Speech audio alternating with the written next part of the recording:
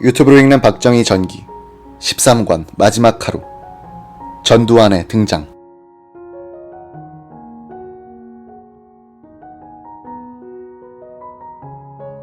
역사에는 가끔 사소하게 보여서 아무도 눈치채지 못했던 일이 지나고 보면 역사의 물줄기를 바꾸는 결정적인 전기였음을 알게 되는 경우가 있다.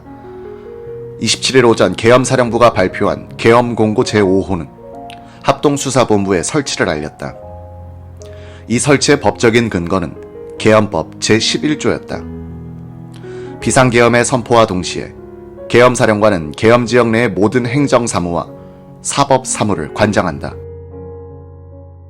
비상계엄은 사실상 계엄사령관에게 비상대권을 주는 것이므로 전쟁 또는 전쟁에 준하는 사변에 있어서의 적의 포위 공격으로 인하여 사회질서가 극도로 교란된 지역에 선포하도록 그 요건을 엄격하게 규정하고 있다. 12.6 사건은 이 요건에 해당하지 않는다.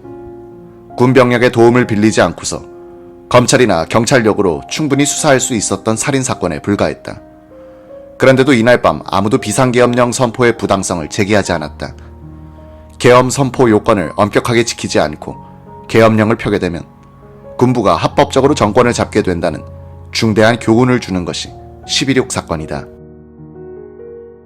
이 계엄은 1964년 6.3 사태 때 그리고 1972년 10월 17일 유신 선포 때 폈던 계엄과는 성격이 완전히 달랐다. 앞에 두 계엄은 박 대통령이 정권을 철동같이 장악하고 있을 때였고 더구나 정보부의 권력이 막강하여 효과적으로 계엄사령부를 견제하고 있었다. 12.6 계엄은 대통령, 경호실, 정보부가 무력화된 상황에서 선포된 계엄이었기 때문에 계엄사가 유일한 권력의 중심이 되게끔 돼 있었다. 보안사 법무관 박준광 소령은 26일 밤 11시쯤 집에서 텔레비전을 보고 있다가 비상소집 연락을 받았다. 군복으로 갈아입을 시간도 없어 사복 그대로 보안사로 달렸다. 대공처장 남웅종 중장이 법전을 가지고 육군 본부로 가자고 했다. 육본 입구에서 국방부에서 나오던 전두환 사령관과 만났다. 그들은 함께 육군본부 별관 1층에 있는 보안부대 사무실로 들어갔다. 전 사령관은 부대장 방에 들어가더니 박수령에게 지시했다. 그 요지는 이러했다. 비상계엄령을 선포하는데 합동수사본부를 설치한다. 그 기능과 조직을 만들라. 먼저 정보부 기능을 정지시켜라. 모든 정보수사기관에 대한 조정감독 업무를 합수본부가 가지도록 하라. 특히 정보부가 예산을 마음대로 못 쓰도록 통제하라. 이때 박수령의 머리에는 미리 들어있는 게 있었다.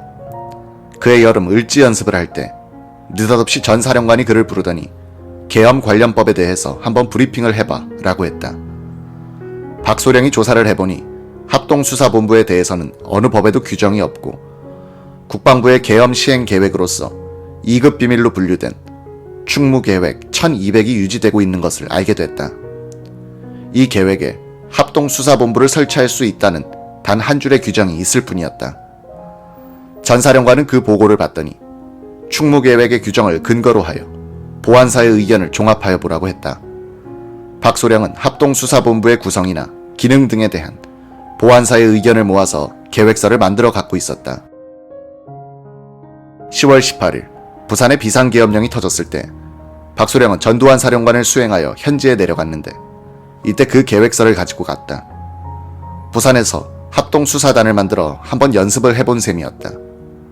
박소령은 이런 경험만 참고하여 이날 밤 육본 보안부대에서 합동수사본부의 기능과 조직에 대한 기한을 했다. 그 핵심은 합동수사본부를 계엄사령관 직속으로 두고 정보부, 검찰, 경찰, 헌병, 군검찰 등 모든 수사정보기관을 조정, 감독해야 한다는 것이었다. 이 조정 감독 권한은 원래 정보부가 가지고 있으면서 다른 기관을 통제하는 데 이용했다. 전두환 사령관은 이 조항에 따른 통제를 정보부로부터 받아본 경험을 잊지 않고 있다가 정보부가 무력화된 틈을 타서 기민하게 이 핵심적 권한을 잡아채 간 것이었다. 박소령은 이 기한을 작은 보고용 책자로 만들어서 새벽에 전두환 사령관에게 올렸다. 전두환은 정승화 계엄사령관에게 이 자료를 가지고 가서 결재를 맡고 27일 오전에 계엄공고 5호를 통해서 발표했다. 이 공고는 서울에는 합동수사본부를 두고 지방의 계엄사무소에는 합동수사단을 두도록 했다. 합동수사단장에는 그 지역의 보안부대장이 자동적으로 취임하게 됐다. 대령인 보안부대장이 그 지방의 검사장까지 지휘하에 놓게 됐다. 이날부터 전국이 전대미문의 권력을 가진 합수본부 치하에 들어간 셈이었다. 정승화 총장은 자신의 결심으로 탄생한 합동수사본부가 결국은 자신을 무력화시키는 괴물로 변하게 될 것이라는 점을 그날 밤에는 인식하지 못했을 것이다. 우선 합수본부가 총장 직속으로 돼버렸으므로 누구도 헌병감이나 군 검찰을 이용하여 이 괴물을 견제할 수가 없게 됐다.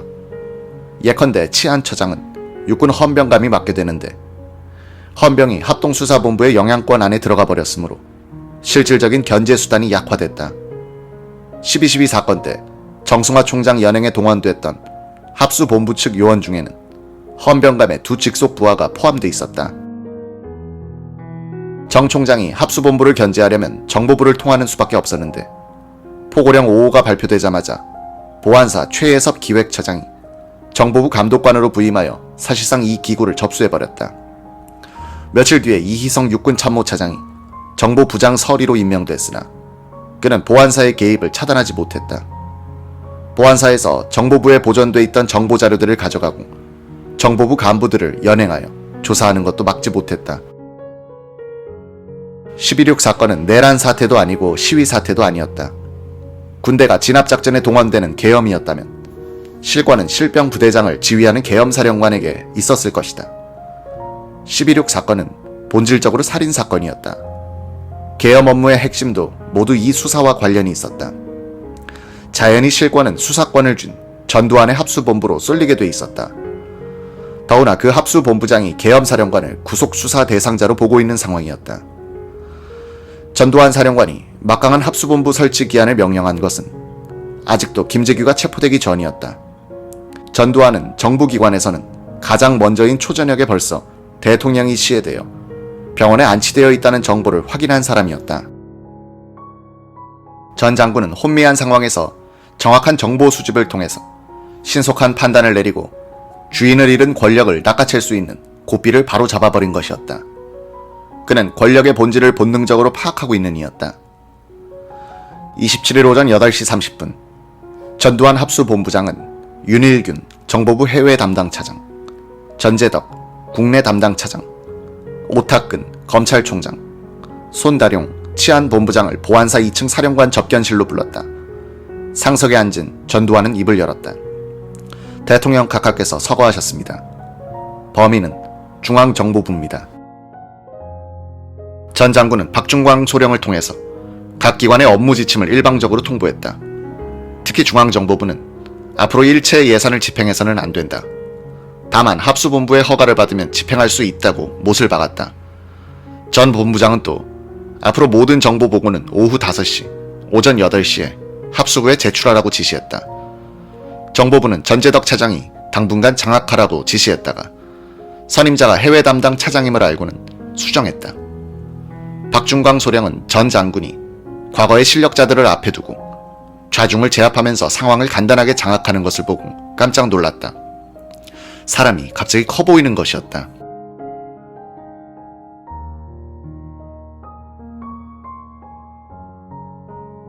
거목이 예고 없이 쓰러질 때는 땅이 흔들리고 먼지가 자욱하게 솟아난다.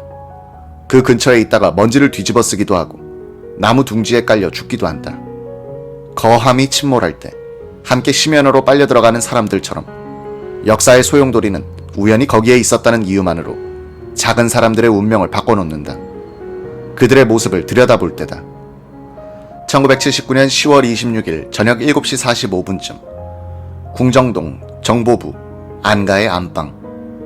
신재수는 가슴 관통상을 당해 등으로 피를 쏟아내고 있던 박정희를 안고 앉아 있었다.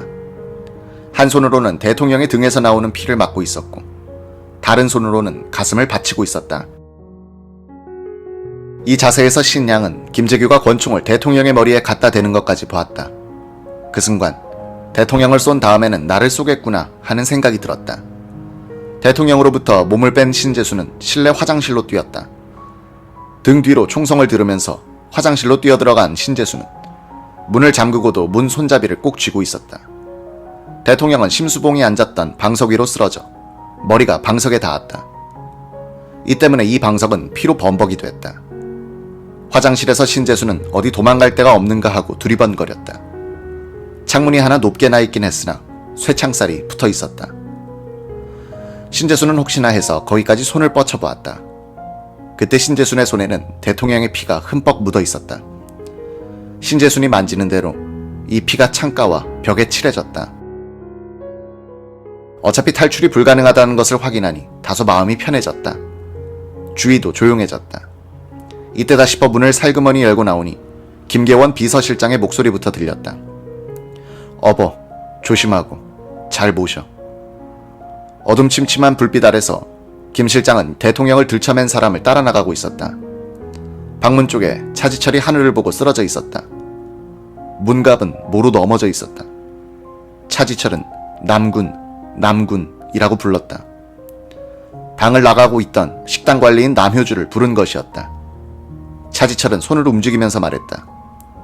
남효주와 신재순이 차지철의 손을 잡고 부축하여 일으키려고 했다. 일어나세요. 신재순이 재촉했다. 차지철은 힘을 써보다가 포기하는 눈빛으로 말했다. 난 못 일어날 것 같아. 그러고는 다시 쓰러져 신음을 내고 있었다. 신재순은 지금도 그 마지막 눈빛을 잊을 수가 없다고 했다.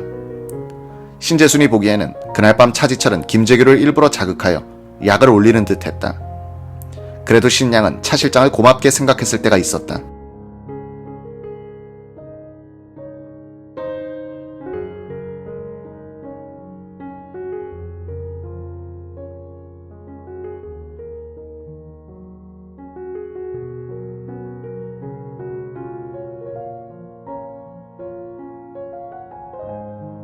대기실에서 면접을 할 때 신양이 술을 못한다고 하니까 차지철은 옆에 깡통을 갖다 놓을 테니까 거기에 부어버려라 라고 했던 것이다.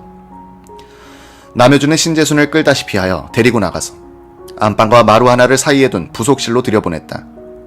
문을 꼭 잠그고 있어. 그 길로 남효주는 지하실로 피신했다. 군 검찰의 참고인 신문에서 남효주는 그때는 도대체 어떻게 돌아가는 상황인지를 몰랐고 본인도 저격당하지 않을까 하여 피신하였습니다 라고 말했다. 신재순이 부속실로 들어가니 먼저 온 심수봉이 오들오들 떨고 있었다. 입술이 창백했다. 이 방에 숨어 있으면서 심 두 사람은 안방에서 신음하는 소리를 들었다고 법정에서 진술했다. 두 사람은 그 뒤 6-7발의 총성을 들었다. 이는 경비원 김태원의 소위 확인 사살 때 난 것이었다. 바로 옆에 붙어있는 경비원 대기실에서 다 죽었어? 예, 다 확인했습니다 라고 하는 소리도 들렸다. 심수복은 법정에서 이 총성 후에도 안방에서 신음이 들렸다고 말했다. 신재수는 겁을 집어먹고 있는 심수봉에게 야, 지네들끼리 짜고 저러는 거 아니야 라고 했다. 현장에서 받은 느낌이 꼭 김계원과 김재규가 짜고 그러는 것 같았기 때문에 그 말을 했다는 것이다. 신재수는 간첩들이 아닌가 하는 엉뚱한 생각도 했다. 그녀는 경호원 대기실에 두고 온 펜드백이 걱정이 됐다. 그 안에는 주민등록증이 있기 때문에 범인이 주소를 알아내 집에까지 쫓아와서 죽이면 어쩌나 하는 걱정이 생겼다. 핸드백을 가져오려고 문을 빠금히 여는데 밖에서 누군가가 소리쳤다. 야, 들어가. 문 닫고 가만히 있어. 간이 큰 신재수는 한참 있다가 다시 문을 열고 대기실로 들어갔다. 화약 냄새가 진동하고 있었다. 대기실 문을 들어서니 시체 하나가 가로질러 쓰러져 있었다. 정인영 경호처장이었다. 징검다리를 건너듯이 뛰어넘어 안쪽으로 들어가니 또 시체가 머리를 안쪽으로 두고 넘어져 있었다. 안재송 부처장이었다. 의자 위에 놓아두었던 자신의 핸드백과 심수봉의 핸드백까지를 집어서 나오는데 켜져 있는 컬러 텔레비전에 눈이 갔다. AFKN 미군 방송이었다. 흑백 방송만 보았던 신재수는 신기해서 다시 한번 눈길을 주곤 사입방으로 돌아왔다. 그때 검은 전화기가 울렸다. 다이얼은 없는 받기만 하는 전화였다. 신재수는 저걸 받아야 하나 말아야 하나 망설이다가 수화기를 들었다. 여기 청와대 경호실인데요. 그쪽에서 총성이 났는데 무슨 일인지 확인해 줄 수 있습니까? 신재수는 심수봉을 향해서 야, 뭐라 그럴까? 무조건 모른다고 그러자 라고 속삭이더니 몰라요 라고 하면서 끊었다. 여러 번 전화가 걸려왔으나 모른다라는 대답만 했다. 한두 시간쯤 지났을까 박선호 과장이 구세주처럼 들어오더니 나오라고 했다. 두 사람은 나동을 나와서 길을 건너 경비원 대기실이 있는 가동으로 따라갔다. 신재수는 시원한 가을 밤 공기를 마시니 아, 이 자유, 지옥이 따로 없구나 하는 생각이 절로 났다. 박 과장은 두 여인을 대기실에서 기다리게 했다. 여기서 신재수는 손에 묻은 박정희의 피를 씻어냈다. 30분쯤 뒤 박 과장은 상의한 호주머니에서 봉투 2개를 꺼내더니 신, 심 두 사람에게 하나씩 주었다. 20만원씩 수표가 들어있었다. 그러고는 오늘 있었던 일은 일절 발설하지 말라면서 집에 가라고 하는 게 아닌가. 이 순간 국방부 장관실에 있던 김재규의 구상에 따르면 두 여인은 감금해 두어야 하는 것으로 되어 있었다. 그러나 김재규는 그런 지시를 박선호에게 내리지 않고 있었다. 박선호는 식당차 운전사 김용남에게 두 여자를 내자 호텔까지 데려다 주라고 지시했다. 김용남은 주방에서 어깨에 총상을 당한 뒤 응급처치를 하고 들어온 직후였다. 그가 도저히 운전을 못하겠다고 했더니 박 과장은 남효주를 불렀다. 남효주가 코티나 승용차를 운전하여 5분도 걸리지 않는 내자 호텔까지 태워다 주었다. 거기에 심수봉은 차를 세워뒀던 것이다. 심수봉은 차에 오르자마자 우왕천심한 하나를 꺼내더니 반쪽을 떼내어 신재순에게 건네주었다. 그러고는 나이를 따져 언니 동생 관계를 맺었다. 신재수는 진짜 언니가 살고 있는 반포 주공 아파트로 갔다. 너 그거 피 아니야? 문을 열고 나온 언니가 소리쳤다. 원피스의 아랫부분이 주홍색으로 염색된 듯했다. 동생을 끌어들인 언니는 겁에 질린 목소리로 말했다. 너 지금 제정신이니 가서 거울을 좀 봐라. 공동묘지에서 나온 귀신 같다.